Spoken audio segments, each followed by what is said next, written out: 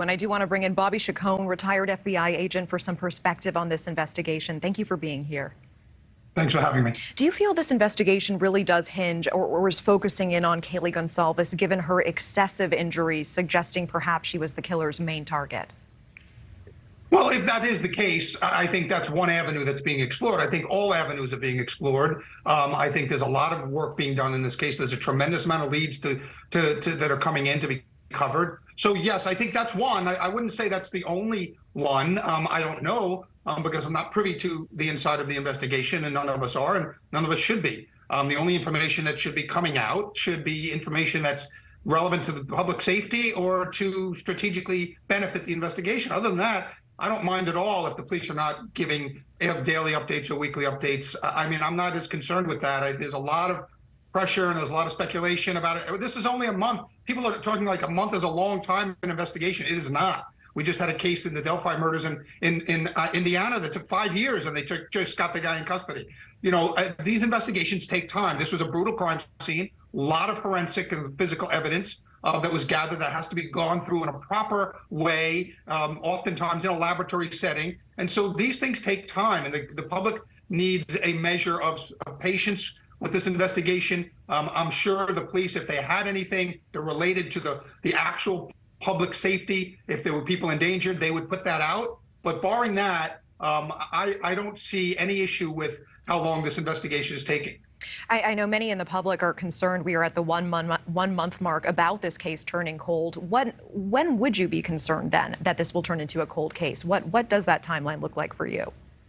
I mean, it all depends on the tips coming in, right? So they've got 3,000 tips that are coming in, and they're coming in more all the time. As long as this case is generating this kind of publicity, people are going to be calling in, and every time the police give an update, that usually generates more tips coming in. When it goes cold is when no tips and the phones stop ringing and people stop talking about it. That's when it goes cold. But we're a long way from that. They've got thousands of tips. You know, both the call people are calling in, people are using social media, people are emailing those tips in. So I think that we're a long way from this case even being close to being cold. Okay, I appreciate that. We had another former FBI agent, Tracy Walder, on the show yesterday, and she says that she feels the killer has likely reacclimated back into the Moscow community, and she also feels the suspect is likely a male. What is your take on that?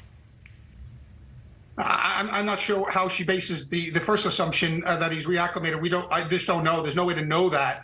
This person could be overseas. He could be in another state. There's just no way to know where that person is and what they've done. I do feel it's a male. I mean, the physicality that this crime was carried out does indicate, we could be wrong.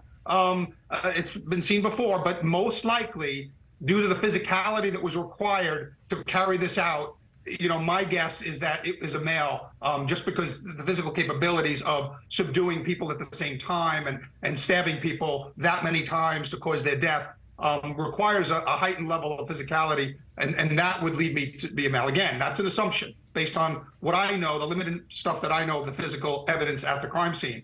But I would agree with her assumption that it's a male. I'm not sure about the first assumption about whether this person is reacclimated, because we just don't know who it is. She did mention that there is significance to tracking whether or not there were keypads on those doors. Why is that piece of information so significant? Is it that it indicates how close the killer would have had to be to the victims to have that passcode? Yeah, sure, of course, because what we do in these kind of cases is we draw two circles. One is the circle of the victim and everybody that's involved in the victim's life. The other circle is the location where the homicide occurred. So that's the house. Where those two circles overlap, the middle is where your suspect is probably going to come from. So whoever had egress into that location easily is obviously going to be elevated on your suspect list. So yes, I think that's a key. People that were in that house before, people that know how to get in and out of that house, that would be key, because in this case, it clearly indicates that they somehow got in quietly and left quietly. And so that seems to indicate a person who either knew or gained the knowledge of how to enter that place quietly. All right, Bobby Chacon, appreciate your time. Thank you so much. Thank you. Thank you for watching. Go to newsnationnow.com to find News Nation on your television provider. And don't forget to click the red subscribe button below to get more of News Nation's fact-driven, unbiased coverage.